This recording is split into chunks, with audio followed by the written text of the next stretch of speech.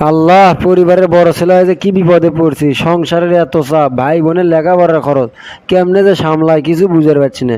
আল্লাহ, তুমি কোনো পথ দেখো আল্লাহ। বাবা আচ্ছু, তা খালি হাতে কমা আচ্ছু, জানিস নে বাড়ির কোনো বাজার নাই। মনে করে যদি বাজার থেকে কিছু নিয়ে আলুইনি।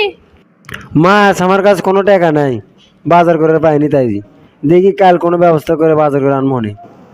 কে বাবা পল্টু তুই আচ্ছু? হ আব্বা আনু।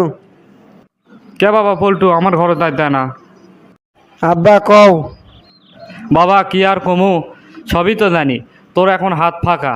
আমার চশমাটা ভেঙে গেছে, যদি আমার চশমাটা কিনে দিল হিনি। আব্বা তুমি কোনো চিন্তা করো না, দেখি কাল পরশু নতুন চশমা এনে দেবো হনি। ভাইয়া, ও ভাইয়া। ক ভাই, কি আছে কিছু কব আমাক? হ ভাইয়া। কি কব ভাই, এটা আই। ভাইয়া, আজ আমাকে প্রাইভেটের স্যার অনেক অপমান করছে। স্যার কছে যদি আমি কাল প্রাইভেট টাকা না দিই তাহলে আমাকে আর পড়াবি না। তুমি কাল আমাকে টাকা দিও, না হলে স্যার আর আমাকে পড়াবি না। আচ্ছা ভাই, তুই যা, যাই পরে বস, আমি দেখি কোনো ব্যবস্থা করে ভাই নাকি। আল্লাহ, এখন আমি কি করবো, বাইরের কোনো বাজার নাই, বাপের চশমা কেনা লাগবি, ছোট ভাই প্রাইভেটের টাকা দেওয়া লাগবি, আমার কাছে 1 টাকা নাই, কি করবো আমি এখন? তুমি কোনো পথ দেখে দাও আল্লাহ, কার কাছে থেকে টাকা চাবো, কিছুই তো বুঝতে পারছি না। দেখি তো রহিম ভাইয়ের কাছে যাই, কিছু টাকা ধার পাই কিনা। আসসালামু আলাইকুম রহিম ভাই, কেমন আছেন? ওয়ালাইকুম আসসালাম পল্টু, ভালো আছি, তুই কেঙ্কা আছু? ভালো নাই ভাই, মনটা অনেক খারাপ। কে কি আছে তোর? ভাই দুঃখের কথা কি আর কমো, আপনি তাও শোনেন।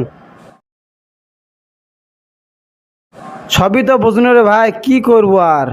পরিবারে বড় ছেলে হলে এরকম কষ্ট করাই লাগে। ভাই আপনি আমাকে না সাহায্য করেন। কি করা লাগবি ক? ভাই আপনি আমাকে না কিছু টাকা ধার দেন, আমি আবার কিছুদিন পরে শোধ করে দেবো নি। কয় টাকা লাগবি তোর ক?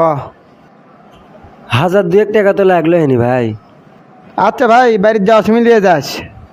ভাই আপনি আমার আজ যে উপকার করলেন, এই উপকারের কথা আমি কোনোদিন ভুললাম না ভাই। আরে এলে তুই কি কোস, একজনের বিপদে আরেকজন সাহায্য করবি, এটাই তো নিয়ম। যা যাই, তোর আগে তুই বিপদ ছাড়ে। আচ্ছা ভাই, তাহলে আজকে আসি।